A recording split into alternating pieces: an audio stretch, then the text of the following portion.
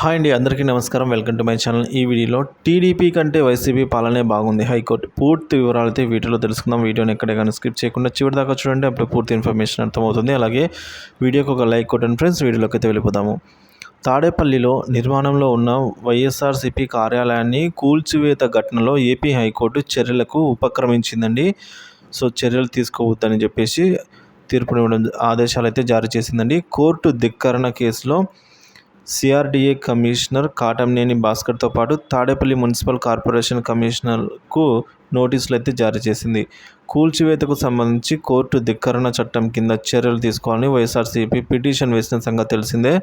గురువారం పిటిషన్పై విచారణ జరిపిన ఉన్నత న్యాయస్థానం నోటీసులు అయితే పంపింది. తాడేపల్లి మండలం సీతానగరం వద్ద నిర్మాణంలో ఉన్న వైఎస్ఆర్సీపీ కేంద్ర కార్యాలయం భవనం అక్రమ కట్టడం అని సిఆర్డీఏ పేర్కొందండి. అయితే దాన్ని కూల్చివేయాలన్న సిఆర్డీఏ ప్రిలిమినరీ ప్రాసెసింగ్ను సవాల్ చేస్తూ వైఎస్ఆర్సీపీ హైకోర్టును అయితే ఆశ్రయించింది. దీంతో చట్టాన్ని మీరి వ్యవహరించవద్దని కోర్టు సిఆర్డీఏకు సూచించింది కూడా. అయినా కూడా మంగళగిరి తాడేపల్లి మున్సిపల్ కార్పొరేషన్ అధికారుల సాయంతో సిఆర్డీఏ జూన్ 22వ తేదీన వేకువజామున కూల్చివేతలైతే జరిపింది. కనీసం ముందస్తు నోటీసులు కూడా ఇవ్వలేదు. దీంతో సిఆర్డీఏ మున్సిపల్ అధికారులు హైకోర్టును బేఖాతరు చేశారంటూ వైఎస్ఆర్సీపీ తిరిగి న్యాయస్థానాన్ని అయితే ఆశ్రయించింది ఫ్రెండ్స్.